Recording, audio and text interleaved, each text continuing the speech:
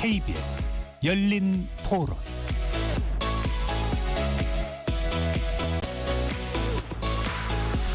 안녕하십니까. KBS 열린 토론 배종찬입니다. 6월 3일에 치러질 21대 대통령 선거가 34일 앞으로 다가왔습니다. 민주당은 압도적 득표율로 이재명 후보가 대선 후보로 선출됐고요. 국민의힘은 김문수, 한동훈, 최종 두 사람의 결선 투표가 남아있습니다. 그런데 대선에 영향을 미칠 변수들이 등장하고 있습니다. 대법원으로 넘어간 이재명 후보의 선거법 위반, 공직선거법 위반 사건이 내일 오후 3시 대법원 선고가 내려질 예정이고요. 한덕수 권한대행의 대선 출마도 초읽기에 들어간 모양새입니다. 빨라진 대선 시계 추에 등장한 돌발 변수, 어떤 내용들이 있는지 짚어보고요. 각 당의 움직임과 대처가 6.3 대선에 미칠 영향 전망해 보겠습니다. KBS 열린 토론 지금부터 시작합니다. 치열한 토론 속에서 더 나은 세상을 찾아갑니다. 올바른 세상을 만드는 첫걸음. 평일 저녁 7시 20분 KBS 열린 토론. 오늘 토론 함께해 주실 네 분 소개합니다. 강전의 국민의힘 대변인 나오셨고요. 네, 안녕하세요. 장윤미 변호사 자리해 주셨습니다. 네, 안녕하세요. 최수영 시사평론가 함께합니다. 안녕하세요. 최수영입니다. 최창렬 용인대 특임교수 나오셨습니다. 네, 안녕하세요. KBS 열린 토론 문자로 참여하실 분은 샵 9730으로 의견 남겨주실 수 있고요. 단문 50원, 장문은 100원의 정보 이용료가 없습니다. KBS 1라디오의 모든 프로그램은 유튜브에서도 함께할 수 있으니까요. 많이 들어와 주시고 구독 꾹 눌러주시고 좋아요도 많이 보내주시면 좋겠습니다. 먼저 최 평론가께 여쭤봐야 되겠네요. 네. 국민의힘 최종 대선 경선 최종 경선 후보로 두 사람 김문수, 한동훈 후보가 진출했습니다. 저 어떻게 예상했던 결과입니까? 어떻게 이 결과에 대해서 어떻게 분석을 하시는지요? 저는 한동훈 후보가 올라갈 거라고 예측을 했는데 저는 사실 지난주에 제가 그 홍준표 후보가 올라갈 가능성이 있다라고 본 것은 이제 그 두 번의 대선 출마에 대한 경륜과 그다음에 TK의 적통에 대한 그런 보수 주류의 지지 이런 것들 그다음에 어쨌든 당의 원로로서의 또 그런 여러 가지 영향력을 생각했는데 결국 김문수 후보가 올라간 것은 그 기본적으로 한덕수 지금 대행에 대한 어떤 그 단일화에 가장 적극적인 의사를 표명했고 지금 국민의힘 후보가 여러 가지로 지금 이재명 후보와 1대1로 겨루기엔 부족하기 때문에 이런 상황에서 확장성을 가진 한덕수 대행과 단일화에 대한 가장 적극적인 의사표현을 한 것이 당심을 잡지 않았을까. 예. 그런 측면에서 뭐 수치는 공개되지 않았지만 어쨌든 박빙의 승부였을 것으로 예상하는데 저는 한동훈 후보는 기본적으로 이제 그 탄핵에 찬성하고 당의 개혁과 성찰과 쇄신에 바르는 사람들의 지지는 얻었을 것이라고 1강은 확실했는데 예. 나머지 2강에 대해서는 제 분석이 틀린 것은 역시 단일화에 대한 당원들의 욕구가 컸던 것이 주요했던 것이 아닌가 그렇게 저는 좀 분석합니다. 예. 최창렬 교수께서는 김문수, 한동훈 후보가 올라간 배경 어떻게 보시는지요? 김문수 후보는 윤 대통령, 윤석열 전 대통령과도 거리두기에 대해서 아주 부정적이었어요. 그 탄핵에 대해서도 어느 그 주자들보다도 가장 강력하게 탄핵을 반대했거든요. 근데 이번 이제 이 조사 방법이 당원 투표 50%가 있잖아요. 예. 이 당원들이 상당히 그러니까 보수적인 것 같아요.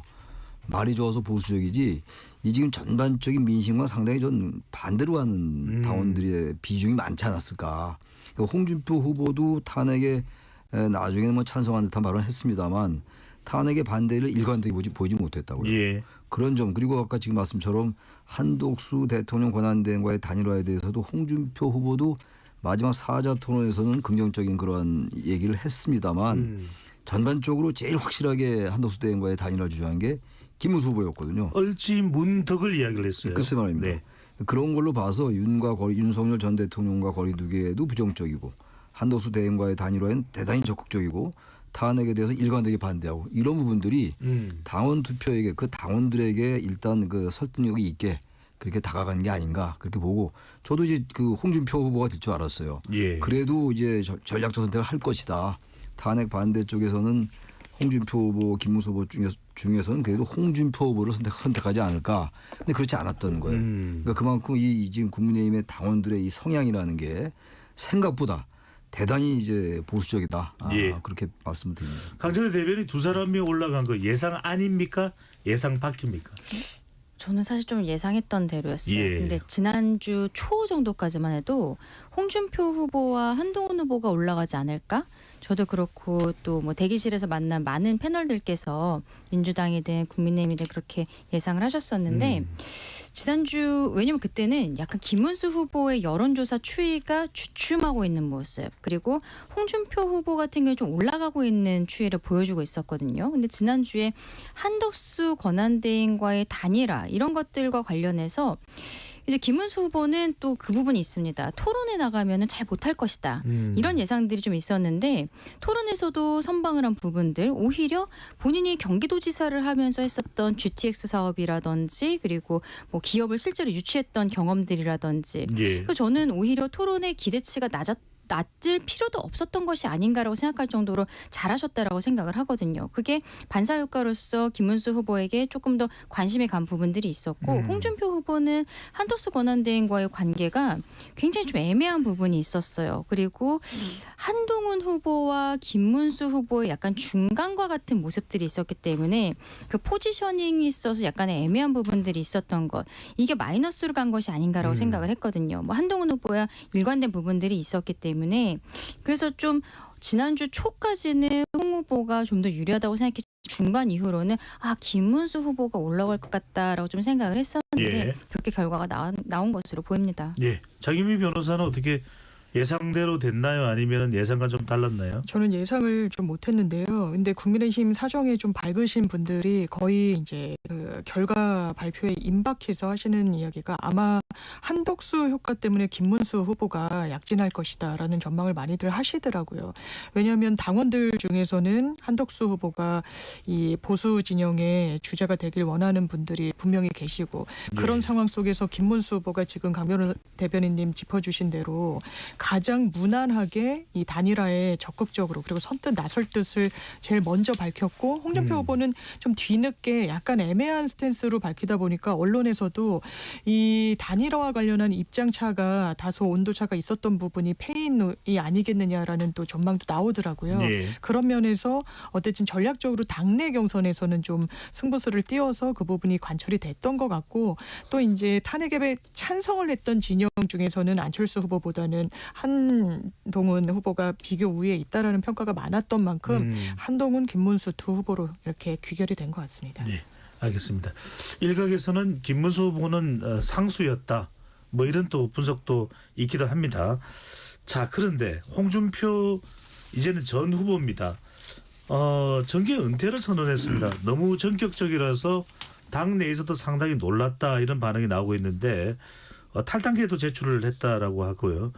4차례의 대권 도전, 5선 의원, 한나라당 대표, 경남도지사, 대구시장 정말 이른바 홍카콜라.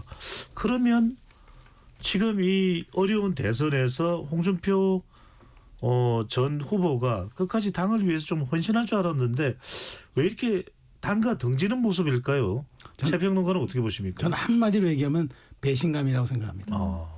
이게 어렵게 얘기할 것도 없이 지난번 대선 경선에 가장 강력한 주자였는데 외부에서 영입한 윤석열 후보에게 졌어요. 졌는데 거기서도 무려 여론조사에서 거꾸로 이기고 당심에서 졌습니다. 사실 원래 전통적으로 당의 후보가 당심에서 이기고 외부에서 인기를 얻고 온 후보가 여론조사에서 이기는데 이게 거꾸로 된 거죠.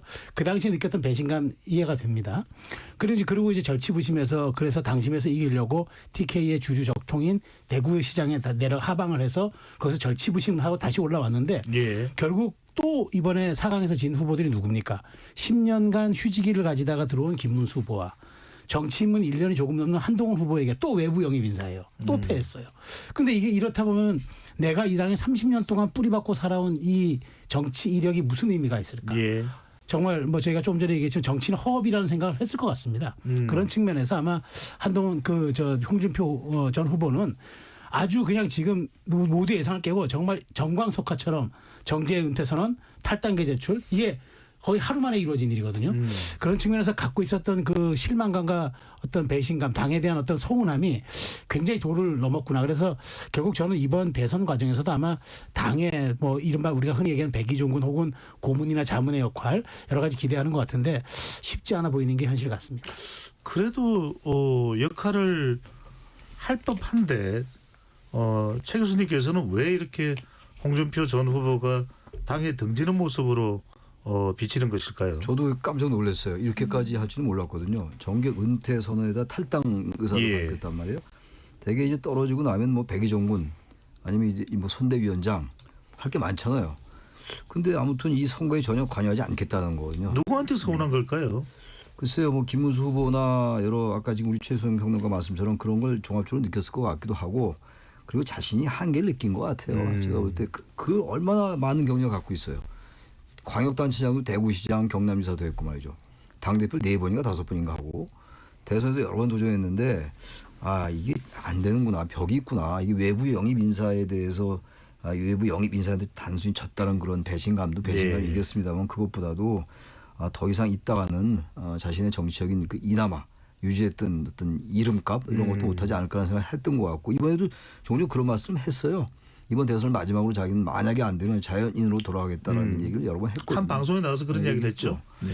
그래서 평소에 그런 생각을 한 게 아닌가. 그래서 깔끔하게 이제 은퇴하자. 그래서 또 자신의 정도의 그런 이제 중량감이 있는 이 정치인이 또 대선에서 누구 지지하고 뭐 도와주고 그런다는 것 자체가 이 홍준표 이 정치인 전 대구시장의 이 스타일을 볼 때 잘 맞지 않았을 거예요. 예. 자존심이 허락도 안 했을 거고. 예. 최 교수님 말씀은 미련 두지 않는 상남자 홍준표를 선택했다 이런 말씀일 것 같기도 한데 그런데 홍준표 후보의 정계 은퇴 또 번복 선언은 이번이 처음은 아닙니다. 2012년 4.11 총선 당시에 새누리당 소속으로 서울 동대문을에 출마했다가 패하자 다시 이 정계를 다시 또 이제 은퇴 선언을 번복해서 경남지사에 출마를 했었거든요. 네.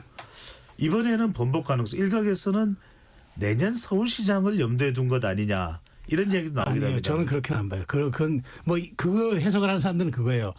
대구시장 출신이 나 이제 앞으로 서울 가서 살겠다고 얘기하니까 아니 왜 대구에 산 사고 서울 가서 살아 그러면서 이제 거기서 이제 약간 정치적으로 확대 해석을 하는 것 같은데 제가 보기엔 그건 전혀 아니고 생각해 보십시오. 내년 만일 국민의힘과 어떤 그러니까 여권 구여권 계열에서 서울시장 선거 그러니까 대권을 뺏기면은 서울시장 선거 쉽지 않습니다. 그러니까 그건 아마 아닌 것 같고 저는 다만 가능성이 하나 있다 그러면 탈당이든 뭐든 다 처리해 놓은 다음에 이번에 당이 뭐 후보를 내서 뭐 지든 단일화해서 지든 어쨌든 지금 국민의힘 그 계열과 그 어떤 그 사회 연대된 후보들이 졌다. 구여권이 참패했다. 그러면 거의 그라운드 제로가 되거든요. 예. 그럴 때 제가 보기에 만에 하나 비대위원장이라든가 아니면 당을 좀 추스르기 위해서 그때 들어올 가능성은 제가 보기에 한 1-20% 정도 되지만 이번에 말 바꾸기 쉽지 않다. 왜냐하면 다시 들어와도 정치적 포지션이 없어요. 그런 측면에서 이번은 아마 허언이 아니고 이번은 아마 본인의 여러 가지 현실과 본인의 신념 이런 것들에 정확한 아마 그 자기가 갖고 있는 한계점을 보고 한 것으로 좀 분석하기 때문에 다시 올 가능성은 전 쉽지 않다고 봅니다. 만약에 복귀를 예상을 했으면 탈당이라는 얘기는 안 했을 거예요. 저게 은퇴란 말에서 끝나면 되거든요. 굳이 탈당이라는 용어를 선택한 거라고 봐서는 제가 봐도 돌아올 생각이 별로 없는 것 같아요. 모르죠. 정치라는 게 항상 바뀔 수 있는 거니까 뭐 가능성 예술이라고 하니까 또 상황에 따라서 돌아올 수 있다 하더라도 일단 본인의 생각은 그럴 생각은 없는 게 아닌가 그런 생각이 들어요. 예. 자 이제 국민의힘은 2명의 후보자가 올라가 있습니다. 자 장윤 변호사는 이 두 사람의 이 양자 토론회가 오늘 아닌가요? 맞아요. 오늘 저녁 네, 10시부터 밤 합니다. 10시죠. 오늘 밤 10시에 있는 걸로 알고 있는데 장윤 변호사는 네. 어떤 부분이 가장 쟁점이 될까요? 아무래도 각각 2대2 그리고 찬탄 반탄의 2대2 구도 속에서 한 명씩 주자로 살아남아서 최종 경선에서 붙는 거기 때문에 지금 노선 경쟁을 좀 뚜렷하게 하고자 할 겁니다. 비교적 그런 부분과 관련해선 개헌 국면에서 역할을 한 한동훈 후보가 나는 단순히 윤석열 대통령 개인을 엄호하는 것을 넘어서 국민을 보고 개헌에 정확하게 반대 입장을 냈다. 왜냐 안철수 후보도 오히려 왜 해제 결의를 할 때 국회에 들어가지 않았 않았느냐, 본회의장에 왜 부재했느냐를 굉장히 좀 몰아세우듯이 물었었거든요. 예. 그 연장선상에서 더 계엄에 대해서는 입장이 좀 대통령과 붙어 있는 김문수 후보를 좀 공격할 수밖에 없을 것이다라는 생각이 들고, 김문수 후보는 아무래도 정치 연륜이 한동훈 후보에 대해서는 좀 많다 보니까 그 부분과 관련해서 본인의 장점을 좀 부각하고자 할 겁니다. 제가 생각했을 때 또 하나의 관전 포인트는 예. 한동훈 후보가 사실 토론을 상당히 잘했다라고 평가하시는 분들도 계셨지만, 이게 전투에선 이긴 것 같아도 결과적으로 전쟁에서는 좀 승리하지 못한 것 같다. 어떤 오히려 의미일까요? 왜냐하면 말싸움에선 이긴 것 같지만 그게 유권자층의 중도 확장성을 가져온달지 호감을 갖는달지 좀 미래형 지도자로서의 어떤 다른 타인을 품는 모습을 보여준달지 거기에는 완전히 좀 실패했던 걸로 보이는 부분이 있었거든요. 그걸 극복하는 자세로 토론에 임할지도 하나의 관전 포인트인 것 같습니다. 예, 재난 속보가 있어서 전달해 드리고 강전의 대변인으로 가겠습니다. 대구 함지산 산불이 확산 중입니다. 서변동 산림 인근 주민께서는 즉시 영경초등학교로 대피를 하기 바랍니다. 대피 시에는 젖은 수건 등을 활용하여 코와 입을 막고 연기보다 낮은 자세로 불의 진행 경로에서 벗어난 안전한 장소로 이동해 주시기 바랍니다. 미처 대피하지 못한 경우 바람을 등지고 주변의 낙엽, 가지 등을 제거한 후 엎드려 낮은 자세를 유지하도록 합니다. 강전의 대변인은 네. 오늘 두 사람의 끝장이겠죠. 끝장 토론의 쟁점은 뭐가 될까요? 일단은 오늘의 토론이 처음이자 마지막입니다. 1대1 토론 오늘 하고 내일과 모레 이틀 동안 여론조사를 한 다음에 토요일에 전당대회에서 최종 후보를 발표하는 과정이 있거든요. 그래서 두 후보가 굉장히 사활을 걸고 굉장히 피 튀기는 싸움이 될 것이라고 생각하는데, 장 변호사님 말씀해 주신 것처럼 결과적으로는 윤석열 대통령과의 관계는 다시 한번 짚고 넘어가게 되지 않을까라고 생각을 해요. 근데 예. 오늘은 토론의 마지막이고 또 이번에는 또 어떻게 보면 우연히도 탄핵에 찬성했던 분 한 분, 반대했던 분 한 분이 오기 때문에 내가 후보가 되었을 때 나와 생각이 다른 당원들을 어떻게 아우를 것인가, 이러한 이야기들도 오늘 하게 되지 않을까라고 생각합니다. 왜냐하면 어쨌든 이번에 국민의힘이라는 타이틀을 가지고선 대권 후보로 나가는 데 있어서 당원들께서 아직도 마음이 하나로 모이신 것은 아니거든요. 예. 거기에 대한 어떤 리더십 이런 것들을 보여주는 것이 필요할 것이라 생각을 하고요. 아마도 지금 한동훈 후보 입장에서는 조금 더 날선 모습들을 보일 것으로 보이고, 그리고 지난번 4인 토론에 있어서 대한민국 1년 예산 얼마냐라고 물어봤을 때 전혀 엉뚱한 숫자를 이야기한 부분들이 있어요.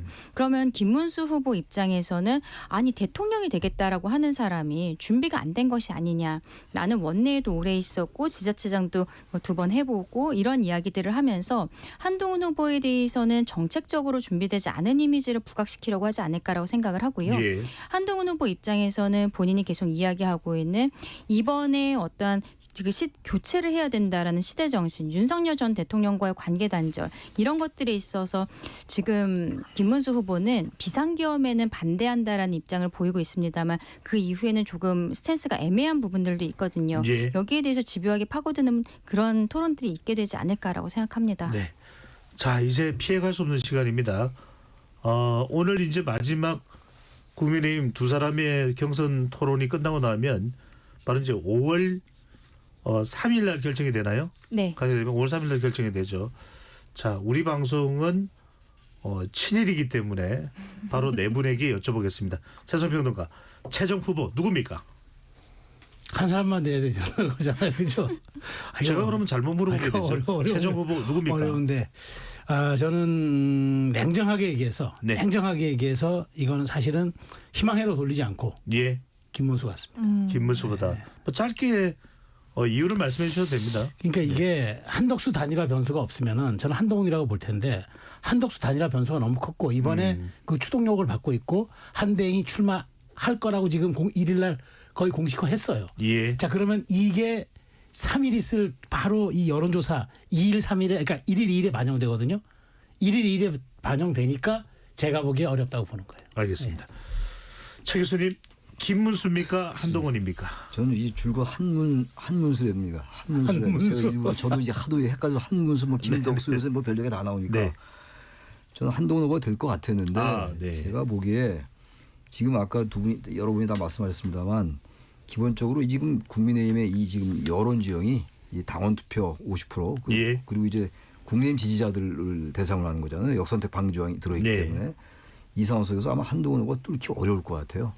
제가 볼 때는 그래도 한동훈 후보가 돼야지 국민 일반과 민심에 부응하는 거였거든요.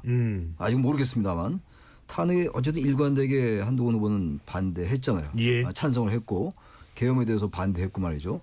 이런 부분들에 대해서 이게 국민의힘에서 거의 유일한 후보예요 지금. 안철수하고 두 후보가 그랬고 안철수 후보는 이미 탈락했고 말이죠. 예. 근데 지금 김문수 후보는 가장 일관되게 또 반대 입장이었거든요. 그러니까 가장 선명한 두 후보가 나선 거예요 지금. 예. 이런 상황 속에서는 이 지금 국민의힘의 유권자 지형을 안 볼 수가 없어요. 이제 이 경선에서 유권자 지형 말씀드린 예. 겁니다만 그렇게 된다면 저도 저는 사실 한동훈 후보가 되는 게 한국 정치를 봐서도 그렇고 예측입니다. 네. 예측이니까 전 김문수 후보 쪽으로 갈 것 같아요. 그러니까 예, 저도 그래서- 맵시를 안 돌리고 한 거예요. 예, 어디까지는 말씀드리는데 예측입니다. 자, 강재래 대변인 김문수입니까? 한동훈입니까? 저는 이제 당직자이기 때문에 또 두 그렇구나. 분의 어떤 장점으로이라고 해야 될까요? 표를 모을 수 있는 부분들을 생각을 해보면은 예. 일단 김문수 후보 같은 경우에는 지금 떨어진 분들, 홍준표 후보가 뭐 당에 있어서도 더 이상 뭐 당원을 하지 않겠다라고 하면서 탈당계까지 냈습니다만 홍준표 후보를 지지하셨던 분들께서 한동훈 후보를 지지하지는 않을 것 같아요. 그리고 오늘 과거에 나경원 후보 4등 예. 5등 싸움을 하지 않았느냐라고 이야기했었던 나경원 후보도 김문수 지지 선언을 했거든요. 이 표들이 아마도 김문수에게 가지 않을까라는 생각이 들고 한동훈 후보 입장에서는 그러면 안철수 후보의 표를 가져와야 되는데 안철수 후보와 4강이 될 때까지 연대하는 모습이 없었습니다. 심지어 안철수 후보는 같이 탄핵에는 찬성하는 상황이었지만 만약에 한동훈이 된다면 검찰 시즌 2다, 검찰 정권 시즌 2다라고 이야기하면서 공격을 하는 부분이 있었기 예. 때문에 안철수 후보를 지지했던 분들께서 과연 한동훈에게로 마음이 옮겨가실까? 이렇게 이동을 할까? 이런 생각이 좀 드는 거죠. 예. 그리고 이게 국민 여론조사가 50%인데 저는 이 부분이 이미 어느 정도 정리가 됐다고 생각해요. 당원들께서 그렇다면 어떻게 판단하실까? 근데 당원들은 이건 한동훈 후보에게 저는 좀 유리할 수 있다라고 생각하는 부분이 지난번 대선에서 홍준표 후보는 민심에서 이겼습니다만 윤석열이라는 갑작스럽게 문재인 정부의 검찰총장이 입당을 했는데 이 보수 정권에서 당심에서 이겼던 게 있는 거예요. 전략적 선택을 우리 국민의힘 당원들이 하신다는 거죠. 네. 과거에 이준석 후보가 당대표로서 전당대회가 되었을 때도 대구에 가서 박근혜 탄핵의 강을 건너야 된다는 이야기를 하는 30대 영선 후보가 됐었거든요. 알겠습니다. 그러니까 이러한 부분은 한동훈 후보에게도 유리할 수가 있겠다라고 예, 생각합니다. 이 정도 설명으로 청취자분들은 대체로 가늠하실 것으로 보입니다. 장윤미 변호사, 네. 김문수입니까? 한동훈입니까? 저는 김문수 후보가 최종 이 낙점을 받을 것 같은 생각이 드는데요. 이제 국민의힘에서 주자로 사실 상수화된 한덕수 대행과의 이 단일화 문제를 당원들이 고민하지 않을 도리가 없고 또 예. 5대5 룰이라는 것도 아무리 전략적 뭐 판단으로 한동훈 후보를 내세운다고 하더라도 그 정서적 투표의 반감이 상당히 있다는 점 그리고 당내 조직이 가동이 돼야 되는데 지금 국민의힘에서는 대선 승리도 물론 목표이겠습니다만 현실적으로 약간 어려운 점이 있으면 당권과 관련해서 어떤 지형이 펼쳐지는 게 유리할지를 고민하지 않을 수가 없을 겁니다. 그렇다면 아직도 이 세력화되어 있는 이른바 친윤 일군의 이 현역 의원들 그리고 지방선거를 준비하는 정치인들 한동훈 대표 체제를 원할까요? 전혀 그렇지 않을 겁니다. 그렇다면 조직을 다 가동해서라도 이 한덕수 대행 체제와 좀 유기적으로 연결이 될 수 있는 김문수 후보의 이 지원의 총력전을 나설 것으로 보여서 김문수 후보로 꼽아보겠습니다. 예. 그런데 이제 최종 후보 누가 될지는 모르는데 어떻게든 예측이니까요. 김문수 후보, 한동훈 후보. 근데 이제 한덕수 권한대행과 단일화를 생각했을 때 최 교수님이 보시기에는 단일화 효과는 김문수 대 한덕수 아니면 한동훈 대 한덕수 어느 쪽의 단일화 효과가 더 크다고 예상을 해보시는지. 저는 당연히 한동훈 대 한덕수일 것 같아요. 제가 자주 말씀드리는 게 일단 국민들의 여론에 같이 부합을 해야 돼요. 근데 지금 국민의 힘은 국민 일반에 대해서와 너무 달라요. 그러니까 한동훈 후보가 국민 일반에 부응해 왔던 거였어요. 예. 최종 결과는 아직 모르겠습니다만. 근데 한덕수 대통령 권한대행은요. 윤석열 정부의 2인자였어요. 유일한 국무총리였고 국정을 임기 초부터 지금까지 관리하고 있는 분이고 말이죠. 그렇다면 이게 선거가 만약에 한덕수 대행이 유리하다고 그런다면 단일화해서 말이죠. 그럼 설령 한덕수 대행이 된다 하더라도 한동훈과 같이 뭔가를 같이 가야 돼요. 그래야 그나마 국민 일반과 뭔가 조응하는 모습을 보이는 거죠. 근데 김문수 후보가 만약에 단일화로 가는 그런 게임을 치른다. 그렇게 되면 완전히 국민의힘은 한덕수 대행도 윤석열 정부의 책임에서 자유로울 수 없는 분이고 김문수 후보는 그걸 아예 공공연하게 주장하고 있는 것이고 예. 윤 대통령을 지금 엄호하고 있는 상황이고 윤 전 대통령 말이죠. 이런 상황에서는 제가 볼 때 단일화 효과 거의 없다고 봅니다. 김문수 후보와 한덕수 대행의 단일화라는 게 물론 국힘 내부에서는 그래도 단일화에 뭐 상당히 기대를 거는 것 같으나 아까 우리 장 변호사 말씀처럼 기본적으로 지금 국민의힘은 대선의 승리도 승리겠습니다만 향후 당권이나 당내 원내대표나 대표제에 더 관심이 많은 것 같아요. 그래서 이렇게 할 수가 없어요. 전략적 선택을 하지 않는 것 같아요. 그러면서 볼 때 어쨌든 결과적으로 한동훈 후보와 한덕수 이 두 사람이 단일화 게임을 할 때 그나마 중도층이 바라볼 수 있는 게 아니겠는가 예. 이렇게 봅니다. 최종 평론가는 단일화 효과 김문수 한덕수 조합입니까? 아니면 한동훈 한덕수 조합인가요? 이건 당연히 한한 조합이죠. 그러니까 원래 단일화 효과는 지지층이 겹치지 않고 상의해야지 시너지가 나는 거지. 이른바 동종교배가 우월합니까? 이종교배가 우월합니까? 그건 당연한 거죠. 그렇기 때문에 지금 흔히 얘기하는 한덕수 대행과 김문수 후보의 단일화는 이른바 뻔한 예상과 뻔한 스토리잖아요. 그러니까 누구나 예측할 수 있고 또 물론 바라죠. 바라는데 이제 저기의 질문의 요지는 누가 더 시너지 효과를 낼 수 있느냐잖아요. 네. 상의해야지 상이한 지지층이 모임으로써 오히려 이게 상승 효과를 내는 거죠. 아니 비슷한 지지층끼리 모이면은 그거는 그냥 뭐 이른바 세력 효과밖에 더 있겠어요.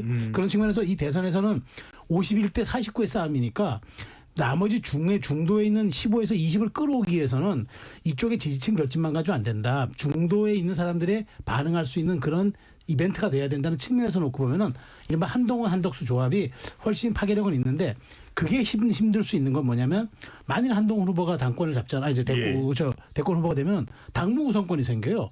그러면 모든 권한을 모든 판단을 한동훈 후보가 하게 되는데 일종의 단일화 룰 협상, 그다음에 단일화 조건 이런 거를 한동훈 후보가 노하면 안 되는 거니까 김문수 후보는 그걸 다 용인하겠다고 지금 얘기하기 때문에 굉장히 수월할 겁니다. 한덕수 대행 쪽에서 정치 입문한 다음에 거는 조건들을 거의 100% 받아들일 것 같은데 네. 한동훈 후보는 받아들이지 않을 가능성이 높아서 이걸 지금 당원들이 고민할 것 같다는 생각이 들어서 알겠습니다. 말씀드려요. 아까 그 한덕수 권한 대행이 1일 출마 선언을 사퇴를 하고 출마 선언을 할 수도 있다 말씀인데 네. 향후 일정이 어떻게 될 것으로 예상을 하시는지요? 1일 출마 선언, 그러니까 내일 아마 대국민 뭐 발표라든가 뭘 하겠죠. 예. 그다음에 2일 날 이제 그 정치 입문 선언을 하겠죠. 그러면은 빠른 속도죠. 그러니까 2일, 3일 날까지는 아마 이제 여론을 좀 보겠죠. 왜냐하면 국민의힘 경선 후보가 나오니까. 근데 이제 4일부터는 무지하게 시기가 빨라지는 거죠. 4일부터는 그쪽에 된 후보와 일단 단일화 협상을 해야 되고 룰 세팅을 해야 되고 거기에 따라서 빠른 TV 토론도 해야 될 것 같고 여론조사 이 모든 것이 일주일 사이에 이루어져 가지고 7일에서 10일 사이에 끝내져야 되는 역산하면은 예. 이렇게 되는 거죠. 최 교수님 여러 가지 뭐 이야기가 나오고 있습니다. 물론 뭐 한덕수 권한 대행이 출마가 적합하냐 안 적합하냐 이거는 워낙 이야기 많이 했던 거 이거는 차치하고요. 네.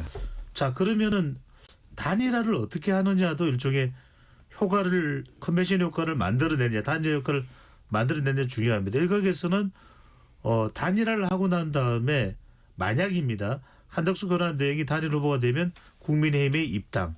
그게 아니라 한덕수 권한 대행이 제3지대에서 몸집을 많이 불린 다음에 국민의힘 후보와 합치는 방법. 어떤 방법을 논해 볼 수 있을까요? 저는 후자 쪽으로 갈 가능성이 높다고 봅니다. 왜냐하면 이게 이제 국민의힘의 후보가 결정됐는데 그리고 나서 이제 한덕수 대행과 단일화했다고 치고 그리고 국민의힘이 입당을 한다고요? 그렇게 되면 완전히 부전승이에요.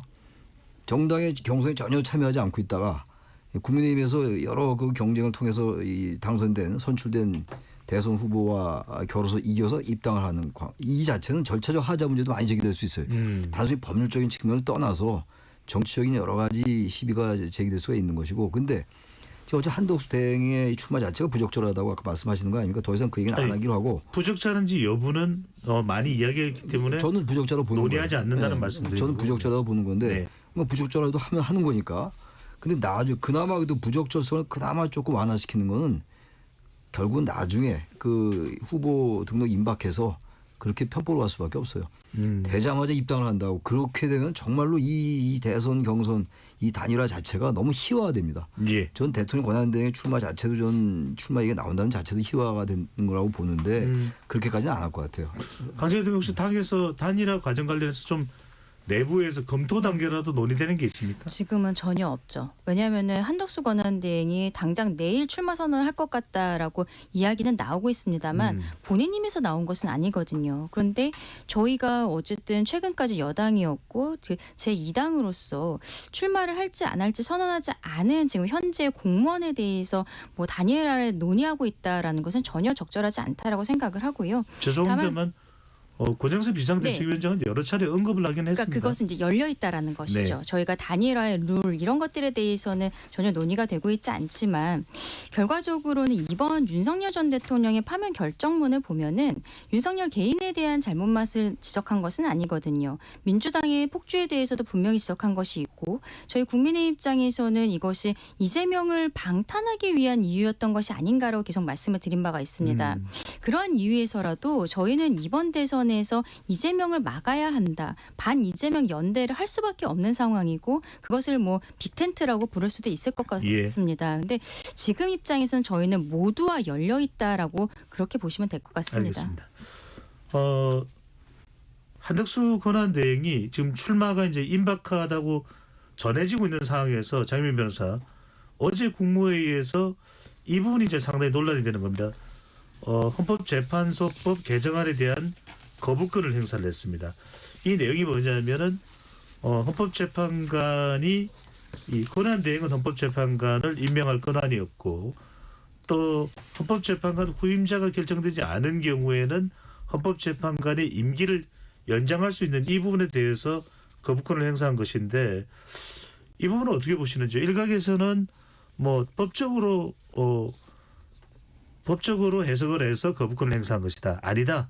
민주당과 좀 더 대립각을 세워서 출마에 좀 더 명분을 쌓기 위한 것이다. 어떻게 보시는지요? 저는 대선가도의 일환으로 읽히는 부분이 분명히 있다고 보고요. 이거는 그 헌법재판소의 법리를 법문에 녹여낸 거예요. 헌법재판소 법을 개정해서 헌법 밖에 모아진 의견은요. 권한대행은 대통령이 아니기 때문에 대통령 몫의 이런 임명권 행사는 극히 자제돼야 된다. 넘어서서 하면 안 된다라는 겁니다. 예. 그래서 대행은 헌법재판관 대통령 몫에 대해서는 임명할 수가 없고 국회 추천목, 대법원장 추천 몫에 대해서는 사실상 어깃장을 놨던 거 아닙니까? 그거는 대통령이 형식적 권한만 갖고 있을 뿐인데도 불구하고 대행이 안 한 거예요. 그러니까 국회 추천목과 이 대법원장 추천 몫은 그냥 안 한다고 해서 계속 공석으로 두는 게 맞느냐. 하도록 하겠다는 취지가 담긴 거였는데 그걸 거부권 행사한 거예요. 왜냐하면 본인은 외신 인터뷰에서 이제 얘기했거든요. 지금 대행이 월권을 행사한다는 주장이 있는데 그런 일각의 비판이 있는데 어떻게 생각하는지를 파이낸셜 타임스가 묻자 권한 대행과 대통령은 업무가 동일하다고 이야기해요. 완전 반헌법적이에요. 본인의 탄핵 결정문에도 대통령과 대행은 완전히 그 업무의 차이가 난다라고 그 헌법재판소가 설시를 했습니다. 그러니까 정치적 해석을 낳는 거죠. 아, 본인은 대행을 대통령으로 가기 위한 하나의 디딤돌로 생각하고 있구나. 사고하고 있구나. 그러니까 공정한 경선 관리, 무슨 대선 관리 이미 이 한덕수 대행한테는 맡길 수가 없는 국면인 걸 좀 자인한 셈이라고 저는 생각합니다. 네, 강재래 대변인요. 네. 근데 이번에 제2요구권을 행사한 법안 같은 경우에는 할 수밖에 없었어요. 왜냐하면은 헌법에서 대통령 권한대행의 그 권한이 어디까지인지 전혀 규정하지를 않고 있거든요. 그래서 지난번 헌법재판관 임명 과정에 있어서도 국회 선출 몫에 대해서도 임명권이 있다라고 볼 수 있는 것인가 거기에까지도 논의가 있었거든요. 근데 결과적으로 거기에 대해서 헌재에서 가르마를 타줬고 판례를 남겨줬기 때문에 그 이후 지금까지가 인정이 된 것입니다. 근데 여기에 대해서 헌법적인 해석을 할 수가 헌법 해석에 대한 권한이 있다고 볼 수 없는 국회에서 네. 헌법에 있지 않은 내용을 법률로서 제한한다. 이것은 결과적으로는 위헌 법률로서 판단을 받게 될 나중엔 그런 수순을 가야 되는 거거든요. 그러니까 지금 어쨌든 대통령 권한 대행으로서 헌법에 위반된다라고 봤기 때문에 여기에 대한 제2요구권 행사한 것이고 그리고 여기에 대해서는 지금 권한 대행이 직접 본인이 대통령이 임명할 수 있는 몫에 대해 지명했던 거 이게 지금 가처분에 인용이 되어 있는 네. 상황인데 일부 뭐 민변이라든지 변호사들이 본인들이 법관으로부터 제대로 된 법관으로부터 재판을 받을 권리가 침해됐다라고 하면서 헌법소원 본안 판단이 지금 진행 중이거든요. 네. 요거를 조금 기다려봐도 되는 상황인데 민주당이 무리해서 이것을 지금 법안으로 진행하고 있다라고 말씀드립니다. 알겠습니다. 자, 가장 궁금한 건 이 대목입니다. 국민의힘 후보 경선이 진행되고 있고 아직 최종 후보 결정되지 않았고 그럼에도 불구하고 국민의힘 지도부에서는 한덕수 권한대행에 대해서 단일화 가능성도 열어놓고 있고 실제 권영세 비대위원장은 정대철 헌정회장이 한덕수 권한대행을 만나 계획을 세운 것에 대해서 뭐 감사하다는 표현을 썼나요?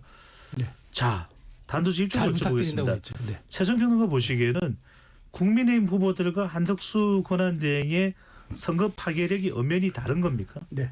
그럼요. 사실 지금 냉정하게 얘기해서 왜 한덕수 카드가 나오겠습니까? 지금 이 구도에서 국민의힘 후보와의 왜 이재명 후보와의 대결 구도에서 안 된다는 거죠. 자, 우리가 선거의 3대 요소를 모를 거 없습니까? 이슈와 구도와 인물 세 가지 꼽지 않습니까? 이번에 이슈가 뭡니까? 이번에 이슈는 윤 대통령의 파면으로 인한 일종의 정치적 보궐선거 성격인 조기 대선입니다. 이슈에서 국민의힘이 유리할 게 절대 아니죠. 구도 어떻습니까? 이재명 후보는 내란 세력 척결 딱 6자 들고 나옵니다. 그런데 국민의힘은 여기에 대해서 아직도 후보 경선에서조차 탄핵의 강을 건너지 못하고 찬반으로 나눠져서 최종 파이널 컷까지 두 분이 갔습니다. 예. 그러다 보니까 구도에서도 안 돼요. 그러면 유일하게 이길 수 있는 거는 인물이라는 거죠. 근데 인물도 구도가 바뀌어야 구도가 흔들려야 인물도 효과가 있는 겁니다. 그런 측면에서 이재명 후보가 갖고 있는 만일 이번에 대통령 선거에서 된다 그러면 입법, 사법, 입법, 행정에다가 헌법재판소 지명권까지 갖게 되면 사법까지 장악하는 거거든요.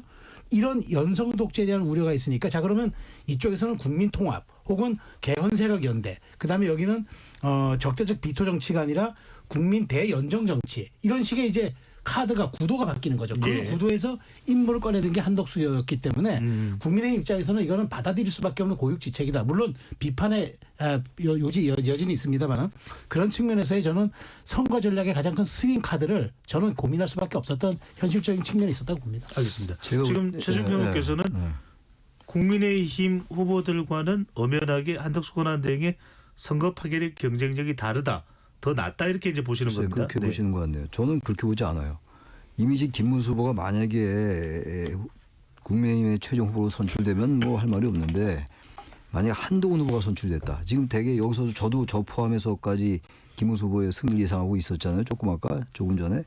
근데 이 예상은 뒤엎고 한동훈 후보가 만약에 국민의힘 후보로 결정됐다. 이건 파괴력이 있어요. 오히려. 그리고 난 다음에 한덕수 대행과 다니면서 한동훈 후보가 이긴다.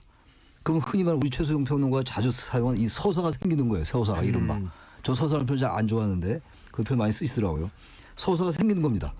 근데 지금 이 상태에서 김문수 후보하고 한덕수 대행하고 단일화 한다고요? 그렇게 되면 어떻게 됩니까? 한덕수 대행의 대선 출마가 바람직하지 않다는 여론이 훨씬 높아요. 일반적으로. 예. 수치는 말씀 안 드리겠는데. 근데 이 상태에서 지금 한덕수 대행의 출마에 대해서 부정적 여론이 높은 상황에서 한덕수 대행으로 단일화가 되고 그것도 국민의힘이 여러 그 단계를 거친 그 경선에서 결정된 후보를 꺾고 이제 한덕수 후보가 되는 거 아니겠어요? 그 당원 또 50% 이렇게 갈지 모르겠어요. 그건 뭐 아직 방법을 아직 안 정했으니까. 그렇게 된다면 이게 과연 무슨 파괴력이 있겠어요? 한덕수 후보는 아무튼 간에 대통령과 각을 세우지 않은 인물이에요. 제가 아까도 말씀드린 것처럼 윤석열 정부의 국무총리였는데 그리고 단순하게 탄핵에 대해서 윤리적인 정책 책임있다가 아니라 임기 초기부터 얼마나 그야말로 윤석열 전 대통령이 민주화 이후 가장 인기가 없었습니까? 근데 거기에 같이 운명을 같이 했던 분이에요. 한덕수 전 총리는 이태원 참사부터 그렇고 부산 엑스포 유치 실패도 그렇고 모든 거 책임질 거 투성이에요.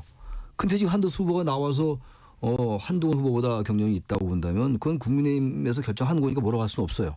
그건 그 정당의 선택이니까 그냥 객관적인 제 구계자인 제가 볼 때는 그렇게 해서는 대선에서 이기가 어려울 겁니다. 아마 그래도 어쨌든 간에 탄핵으로 치러진 선거니까 우리 최소영 평론가님 말씀처럼 구도가 어려운 거죠. 국민이 예. 대단히 어려웠습니다만 그래도 탄핵을 찬성하고 개헌을 반대했던 대통령 권리 둬야 된다고 얘기했던 그 후보가 당선이 되면 그리고 반성하고 사과하고 쇄신하고 해볼만 하죠. 이재명 대표와. 근데 지금 그러지 않았잖아요. 저는 알겠습니다. 그래서 결론적으로 이 한덕수 대행의 파괴력은 높지 않다. 네. 저는 그렇게 봅니다. 이 질문은 최승평 의원께만 여쭤보겠습니다. 이른바 빅 플랫폼, 빅텐트 네. 이야기를 하면서 국민의힘 최종 후보 플러스 한덕수 권한대행 플러스 이낙연 전 총리를 많이 이야기를 해왔거든요. 네. 호남표를 가져올 수 있다는 점에서 오늘 한덕수 권한대행이 이낙연 새 미래민주당 상임 고문에게 전화를 했다고 합니다. 저녁 식사를 제안했다고 하는데 이낙연 상임 고문은 한 총리에게 그날 지방 일정이 있다고 말했고 다시 날짜를 잡지 않았다. 지금 만나는 게 중요하다고 생각하지 않는다. 자, 선을 걷는 걸로 봐야 됩니까? 빅텐트, 플랫폼 불발 가능성이 높다고 봐야 되나요? 이 태도는요? 이 표현은요? 그 노회한 이낙연 전 총리가 진짜 뭐 시간이 없어서 안 만났을까요? 전 그렇게 생각 안 하고 더 큰 선물을 갖고 오라는 얘기입니다. 그러니까 쉽게 말해서 당신이 그 한덕수 대행 중심으로 아마 빅텐트가 꾸려질 것 같은데 나도 참여할 수 있는 명분과 그렇다면 거기에 따를 수 있는 기회 요인을 열어달라. 이를테면은 내가 단순히 들어가는 게 아니라 나도 단일화의 한 축으로서 가든가 하는 그런 명분과 포장을 해달라. 그게 올 때까지는 나는 만나지 않겠다. 왜냐하면 출마 선언하는 순간부터 시간은 한덕수 편이 아닙니다. 시간은 그때 한덕수 대행이 출마 선언을 하는 순간부터 오히려 벼랑 끝 전술은 한덕수 대행이 써야 됩니다. 국민의힘 후보가 선출되면 그러니까 명분과 당위성을 가져요. 그런 측면에서 한 대행의 출마 선언은 그때부터 한 대행이 굉장한 정치적인 그 함수 관계를 고려해야 될 게 너무 많습니다. 그걸 이낙연 전 총리가 요구한 겁니다. 안 여쭤보려고 그러는데 최 교수님께 여쭤봐야 되겠는데 더 큰 선물을 가져오라 이렇게 방금 전에 대화를 최승평 평론가는 해석을 한다고 말씀 주셨는데 최 교수님 어떻게 보시는지요? 이낙연 전 총리의 이 발언을 가만히 뜯어보니까 무조건 반대한다는 게 아니에요. 윤 대통령과의 관계, 탄핵과 계엄에 대한 입장을 분명히 밝혀라 이렇게 얘기를 했더라고요. 그걸 나한테 설명하지 말고 나라는 게 이낙연 총리겠죠. 나에게 설명할 생각이 그러지 말고 국민께 설명하라는 거 아닙니까? 그러니까 그 크게 마지막 단계 가서는 단일화가 됐건 빅텐트가 됐건 자신도 참여할 용의가 있다는 거예요. 그 대화 내용이 포함되어 있군요. 좀 그렇게 해석을 했어요. 그렇잖아요. 윤 전 대통령과 탄핵과 계엄에 대한 입장을 국민 앞에 밝혀라는 말을 할 필요가 없죠. 나 이거 안 한다. 윤석열 정부와 공동 책임론자고 그러기 때문에 난 할 수 없다. 이렇게 얘기하면 되는 건데 아주 거기 단서를 달았거든요. 제가 볼 때 그거는 이낙연 전 총리도 여기에 참여할 용의가 있다는 말을 아주 간접적으로 한 거다. 어떻게 해석하면은 최승평 평론가 말씀처럼 더 큰 나에게 명분을 달라. 그렇게 해석할 수도 있어요. 예. 그 단서가 달려있기 때문에 말이죠. 알겠습니다. 잠시 참여 로고, 안내 로고 듣고 KBS 열린 토론 2부로 돌아오겠습니다.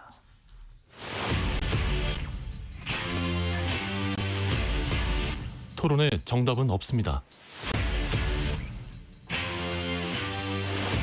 토론이 세상을 바꿀 수도 없습니다. 하지만 질문은 새로운 세상을 만들 수 있습니다. 질문으로 올바른 세상을 만드는 첫걸음 KBS 열린 토론.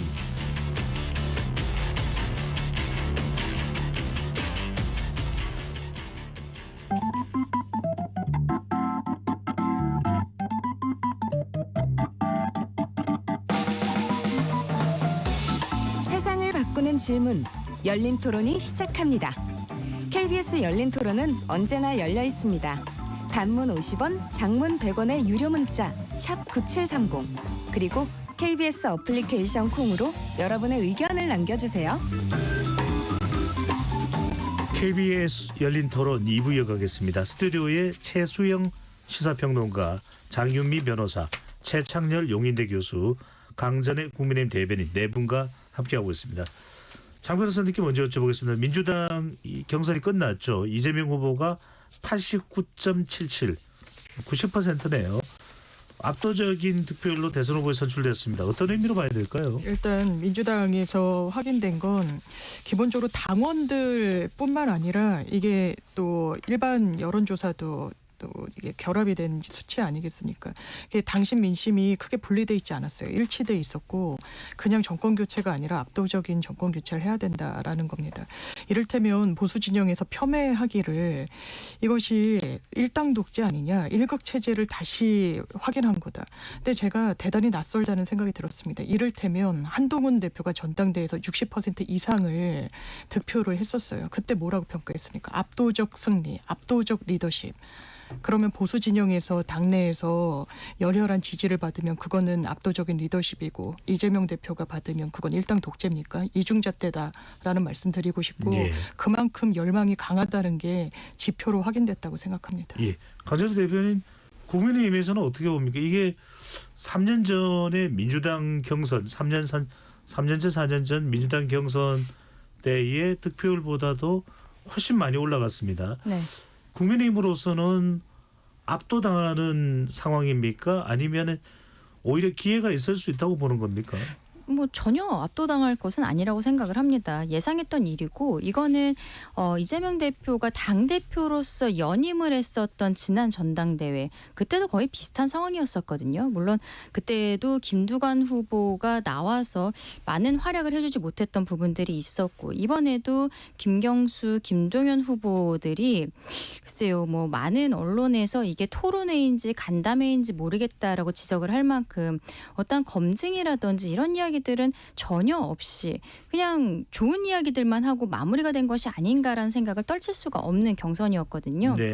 오히려 최근에 뭐 민주당에서 선대위 발표를 할 때 굉장히 많은 분들이 들어가셨는데 거기에 여권 인사들도 좀 들어갔어요. 저는 이건 환영할 만한 일이라고 생각을 합니다. 저희 국민의힘도 최종 후보가 결정이 되면 선대위 과정에 있어서 진보 인사들이 들어올 것이고 협치의 물꼬를 트일 수 있지 않을까라는 좀 희망을 갖고 있는데 예. 근데 말씀드리고 싶은 거는 민주당 내에서 뭐 이낙연이라든지 그리고 아직 정확하게 이야기하지는 않고 있습니다만 한덕수 권한대행에 대해서 지지하는 것으로 이름이 거론되는 손학규 고건 이런 분들 정대철 헌정회장 이런 분들이 민주당은 정말 원로이신 분들이란 말이에요. 이분들이 이재명 대표에 대해서는 함께하지 못하겠다라고 생각을 갖고 계신 것이 아닌가라고 저는 보는데 이러한 것들 민주당 안에서의 분열 이것들이 저희들이 이번 대선 과정에서 함께해야 될 분들이 조금 더 늘어난 것 같다라고 생각합니다. 예.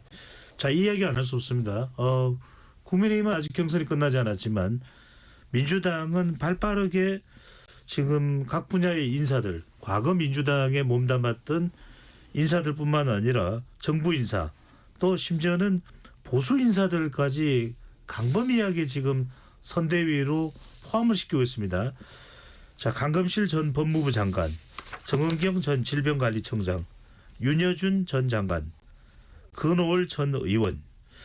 자, 국민의힘이 펀치를 몇 방 맞았다고 생각해야 되나요, 최수영 변호사님? 그러니까 지금 국민의힘이 아직도 경선을 끝내지 못하고 이제 탄핵 관대와 탄핵 찬성파가 지금 최종 파이널컷까지 올라간 이런 상황인데 예. 지금 민주당 이재명 후보는 거침없이 지금 우클릭 행보를 하는 거죠. 저는 다른 방송에서 영토 확장이라고까지 표현 넘어서 영토 잠식이라고까지 얘기를 했습니다. 왜냐하면 지금 왼쪽은 완전히 장악했다고 보는 것 같아요. 그러니까 진보 영역은 본인이 뭐 어떤 걸 해도 나의 리더십이 흔들리지 않고 자신의 어떤 그 위상이 균열에 올 거라고 생각하지 않기 때문에 완전히 장악했고 그러니까 중도를 넘어서 완전히 과감한 우클릭을 하는 거예요. 그러니까 이재명 후보에게 본선에 남은 과제가 3개일 겁니다. 통합할 수 있느냐. 그다음에 정말 신뢰할 수 있는 후보인가. 세 번째 신중함을 유지할 수 있느냐. 이 3가지가 아마 이재명 후보에게 묻는 국민의 질문일 텐데 일단 통합에서는 굉장히 저는 보기에 광폭 행보를 하고 있다. 그런 측면에서 뭐 용광로 선대위라고까지 표현하는데 앞으로 이재명 후보는 더 제가 보기에 극적인 우파 인사 영입들 포함해서 굉장히 이제 말하자면은 우리 상상을 뛰어넘는 영토 확장을 할 겁니다. 거기에서 이제 통합이라는 걸 통해서 본인이 정치 보복하지 않고 적대적 비토 정치하지 않겠다라는 모습을 시그널로 보낼 겁니다. 네. 다만 그것이 이제 국민에게 정말 언행일치로 받아들여질지는 의문입니다만은 어쨌든 그런 시도는 끊임없이 강력하게 이어질 것으로 생각합니다. 그런데 최 교수님이 오랫동안 현실 정치를 분석해 오셨습니다만 보수 진영에 몸담았던 인사들이 민주당에 그것도 이재명 후보에게 지금 진영 간 대결 구도에서 상황을 말씀드립니다. 가는 판단을 하는 게 참 쉽지 않은데 윤여준, 권오울 지금 일각에서 들리는 이야기입니다. 거듭 말씀드립니다. 일각에서 들린다는 이야기를 분명히 들었습니다. 지금 유승민 전 의원 이야기도 좀 나오고 들어보셨는데 저 들어봤어요. 예. 김상욱 의원 이야기까지 나옵니다. 이런 상황을 어떻게 봐야 됩니까? 그러니까 그만큼 보수 쪽의 원인을 찾아야 됩니까? 아니면 아주 적극적으로 영입 전략을 펼치는 민주당의 전략에 대해서 평가를 해야 될까요? 두 가지가 같이 맞물려 있는 것 같아요. 제가 가끔 그런 표현 썼잖아요. 이 국민의힘이 저 편벽한, 궁벽한 우측 극우로 가고 있다고 표현한 적이 있어요. 그러니까 중원이 텅 비어버린 거예요. 그러니까 궁에서 이제 이 공성전을 하는데 과거에 성을 둘러싸고 공성전을 하는데 저 뒷문을 열어놓고 뒷문으로 자꾸 빠져나가는 격이었다고요. 그러니까 지금 들어가는 거예요. 점령하는 겁니다. 그러니까 뭐지 거침없는 거죠 지금. 권오을 의원이 누굽니까? 권오을 전 의원이 고향이 뭐 안동이라서 이재명 대표 같이 갔다는 말은 하는데 고향이라기보다도 예. 국회 사무총장도 했고 경북고 나오고 경북 TK 원류예요. 권오을 예. 의원도. 그리고 이인기 이분은 전 의원이긴 한데 뭐 오래됐죠. 삼선 의원이 이인기 전 의원도 영입이 됐다는 거 아니에요. 공동선대위원장으로. 근데 윤여준 이분은 이제 이른바 보수의 책사라고 하는 분인데 이회창 캠프, 문재인 캠프, 안철수 캠프 안 거친 데가 없어요. 사실 뭐 굳이 보수의 책사라는 말은 이제 어울리지 않는다고 봅니다. 언론도 이제 그런 표현 그만해야 돼요. 연세도 꽤 많으세요 지금. 그러니까 어쨌든 간에 지금 텅 빈 중원을 지금 그야말로 쳐들어가고 있는 겁니다. 그러니까 지금 국민의힘이 사실상 중원을 포기한 거나 다름없어요. 이번 탄핵 국면에서 그 이후에 계속 보여줬던 태도. 아직도 윤 전 대통령과 결별하지 못하고 말이죠. 이런 상황이니까 이재명 후보는 자신 있게 이제 쳐들어가는 겁니다. 근데 제가 볼 때 이렇게 해서 통합이 되는 건 아니에요. 저는 이걸 보면 또 하나 걱정되는 게 만약에 이재명 후보가 만약에 승리한다고 쳐도 예. 이건 통합보다 더 적대가 될 수 있습니다. 왜냐하면 이건 통합이 되려면 말이죠. 여야가 협치를 하고 서로 공감대 형성이 돼야 돼요. 그러니까 이건 보수 측에서 자기네 영토 다 뺏긴다고 생각하기 때문에 제1야당이 만약 된다면 더욱더 적대로 나올 겁니다. 아마. 통합이 되려야 될 수가 없어요. 통합이라는 거는 이렇게 되는 건 아니에요. 그러나 정치공학적으로는 보수 인사가 들어오니까 중도에 있는 유권자들이 뭔가 중도 확장으로 나가는구나 하니까 효과는 있겠죠. 예. 근데 저는 이렇게 해서 통합이 되는 것은 아니다. 어쨌든 이건 일종의 줄석이다. 저는 좀 폄하하는 편입니다. 이 부분은. 강제로 재밌게 선거 때가 되면 이른바 반대쪽 진영에 있을 법한 사람들을 영입하는 것이 네. 상당히 전략적으로 활용됩니다. 국민의힘에서 뭐 지금 준비되고 있는 인사들이 있습니까? 저희는 아직은 후보 자체가 결정이 되지 않았기 때문에 네. 그리고 지금 한동훈 후보와 김문수 후보 같은 경우에는 또 성향이 많이 다른 부분들이 있습니다. 그렇다면 저희도 당연히 진보 쪽 인사들을 모셔와서 함께 캠프를 꾸려야 된다고 생각합니다만 결국에는 당사자인 후보가 결정을 해야 되는 부분들이 있는데 지금으로서는 그런 이야기를 하기는 조금 좀 시기적으로 맞지 않는다라고 생각합니다. 네, 대선이 지금 34일 남았다고 제가 말씀을 드렸나요? 근데 저희 입장에서도 이제 네. 뭐 오늘 저녁에 토론회를 마지막으로 해서 이번 주 토요일에는 후보가 결정이 되기 때문에 다음 주 정도면은 뭐 한덕수 권한대행과의 관계라든지 그리고 저희 측의 선대위도 어느 정도 인선은 마무리되지 않을까라고 생각합니다. 최수빈 의원 어떻게 네. 생각하시는지요? 뭐 사실 지금 국민의힘 입장에서는 선대위 구성을 지금 뭐 생각해 볼 여유는 없죠. 근데 네. 아마 생각은 있을 겁니다. 그러니까 지도부 차원에서 다만 이제 후보가 누가 되느냐에 따라서 후보가 어떤 갖고 있는 정치적인 스탠스 그다음에 캐릭터 여기에 따라서 이제 일부 좀 바뀔 수는 있겠습니다만 아마 인재 풀이라든가 후보 거기에 대한 잠재적인 어떤 그런 인력 풀은 아마 돼 있을 겁니다. 돼 있는데 중요한 거는 상징성 있는 사람이 과연 누가 올 것이냐. 그러니까 이게 이제 사실은 후보라가 되면은 깃발이 되는 거거든요. 당의 깃발. 그러니까 일단 제가 플래그가 되는 거기 때문에 이런 사람이 갖고 있는 깃발의 밑에 모이는 사람들이 누가 모이느냐 이게 제일 중요한데 네. 지금 일단 깃발이 정해지지 않았기 때문에 이 부분에 대한 좀 논의는 아직은 수면 밑에 있을 수밖에 없는 거죠. 알겠습니다. 자, 이재명 후보와 관련된 돌발 변수가 등장을 했습니다. 장희민 변호사. 우리가 이 수요일 KBS 열린 토론에서도 몇 차례 얘기를 나눴습니다. 대부분의 법조인들은 물론 이제 성향에 따라서 좀 다르긴 합니다만 민주당에서는 그동안 계속해서 선거 때까지는 선고가 내려지기는 힘들 것이다라는 전망이 대체로 많았던 것으로 기억을 합니다만 자, 사건 접수 34일 만에 내일 오후 3시에 선고가 내려집니다. 일단 궁금한 건 이 점입니다. 이렇게 가까운 시점에 선고일이 정해진 배경은 뭘까요? 기본적으로 빨리 결론을 내렸다는 거고 지금 대법 원에서 기일을 2번 잡았다는 겁니다. 합의 기일을 2번 잡았고 한 기일은 표결회까지 참여를 했다고 하니까 이론의 여지가 거의 없었던 걸로 결론이 났던 걸로 보여요. 지금 가고 있는 상황을 보면. 그러면 판단 대상이 무엇인가? 그러니까 1심에서 유죄, 2심에서 무죄가 나왔다고 1, 2심을 같이 들여다보는 게 아닙니다. 대법원 절차는. 원심이라고 지칭되는 마지막 단계, 항소심의 판결이 제대로 됐는지를 보는 거예요. 네. 그래서 그것이 잘못되고 위법이 있고 사실관계를 특정하고 확정짓는 데 있어서 부족함이 있고 증거 채택에 문제가 있으면 변경해야 될 게 많아요. 당연히 시간이 많이 걸립니다. 그런데 이렇게 빨리 종결을 지을 수 있었다는 건 원심이 그대로 확정될 가능성이 매우 농후하다는 걸 일단 다른 사건에 비추어 보더라도 시사한 부분이 있고요. 그렇다면 아마 상고를 기각하는 방향으로 나오지 않을까. 그리고 대법원에서 생중계도 허용을 했고 그런 부분이 만약에 파기환송 조치로 가게 된다면 이거는 대선에 미치는 그 파장이 어마어마한 겁니다. 그런 정무적 판단을 사실 633 원칙에 의하더라도 6월 26일 전에만 내면 되는데 이걸 5월 1일 날 내면서 그런 무리수를 두는 판단을 한다. 그것도 무르익지 않고 시간도 대단히 촉박했는데 그 가능성은 매우 낮다고 보여집니다. 예. 구체적인 내용에 대해서 또 다시 여쭤보겠습니다. 강전의 대변인, 이 선고일을 5월 1일로 네. 정해진 부분만 관련해서 좀 여쭤보겠습니다. 한 법조인은 이런 이야기를 하더라고요. 1일 날 정해지는 것은 공직자 사퇴 시한 전이다. 네. 또 9일이나 10일에 선고를 내린다면 후보자 등록 전이다. 네. 또 공식 선거운동 기간에 정해지면 또 그건 어떤 의미가 있을 것이다. 이 선고일이 정해지는 것과 선고가 되는 내용과의 관련성 있습니까? 그런데 헌법재판소랑 대법원은 좀 달라서 헌법재판소는 정치재판의 성격을 좀 겸하고 있습니다만 대법원 같은 경우에는 그저 법과 원칙에 따라서 판단을 하는 거거든요.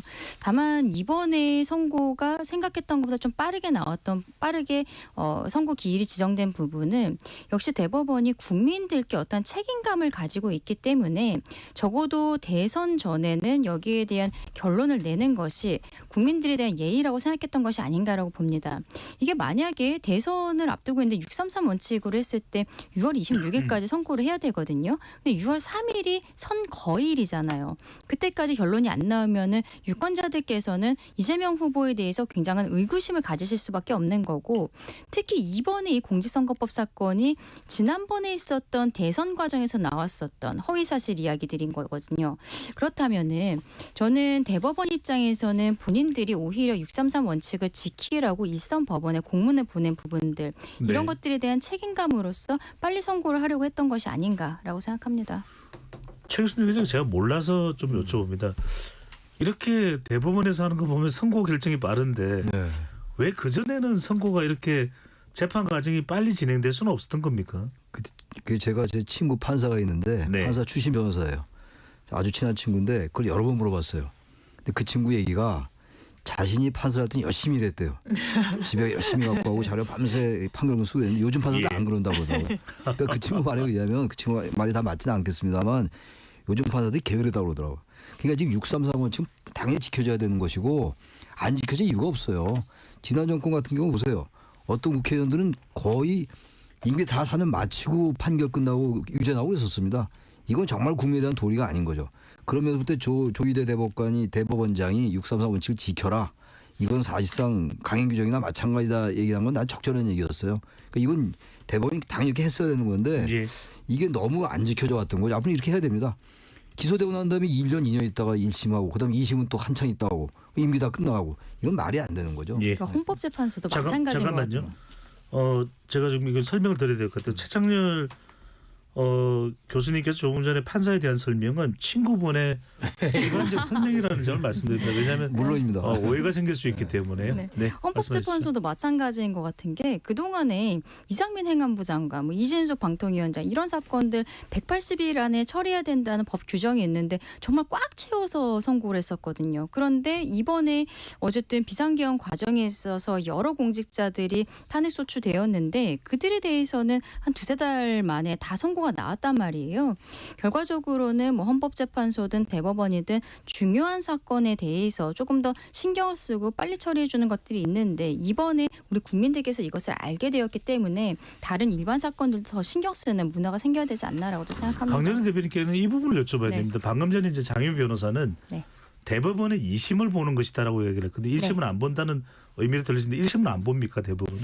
1심 판결도 당연히 있습니다만 항소심이 원심이라고 표현을 하거든요. 네. 대법원에서는 원심의 판단이 그른 것인지 그것을 중점적으로 보게 됩니다.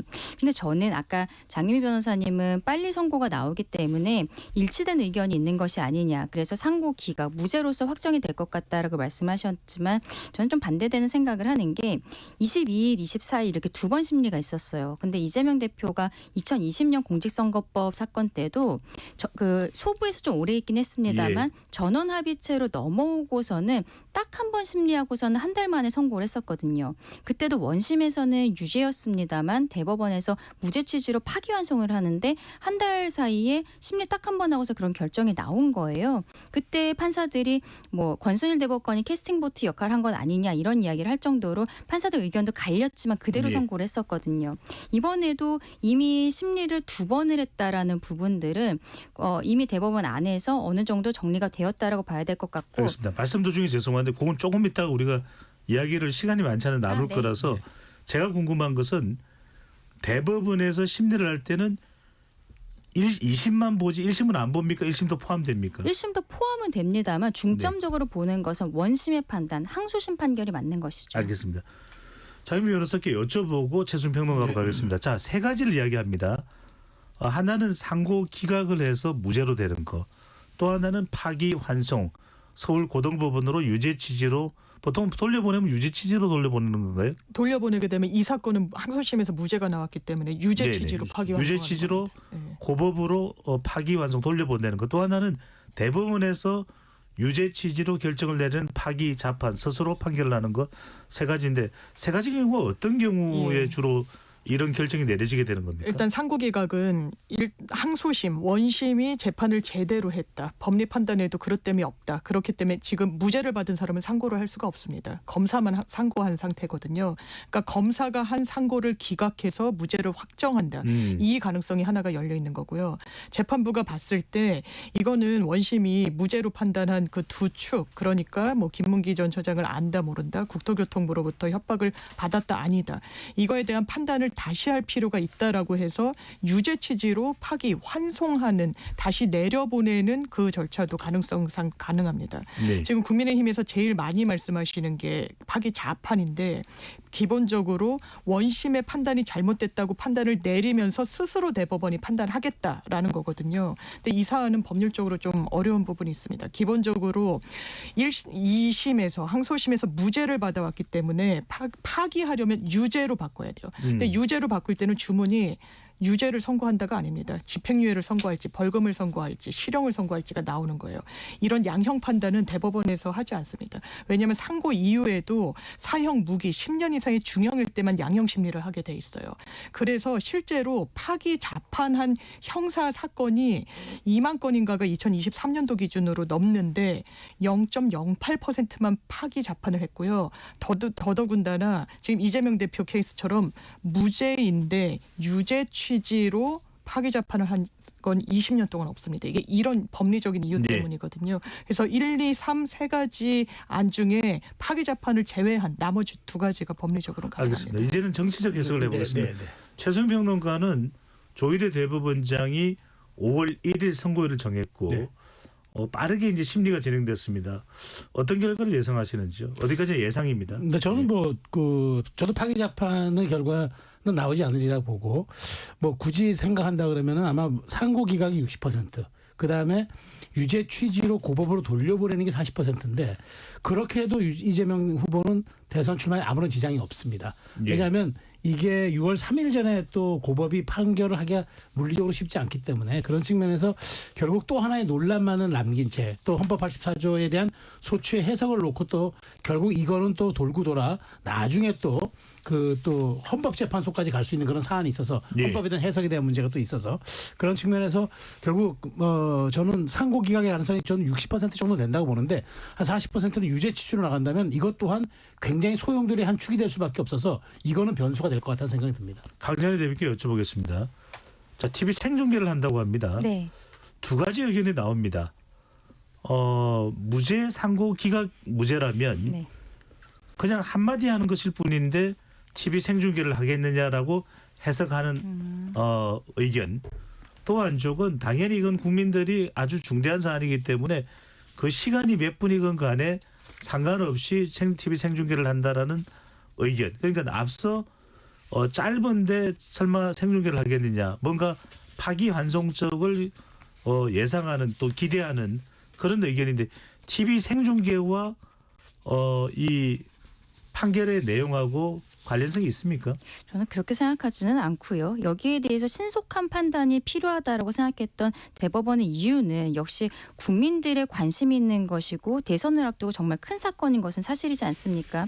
그런 의미에서 국민들의 알 권리를 보장하기 위해 생중계를 한다라고 생각을 합니다. 예. 최 교수님 네.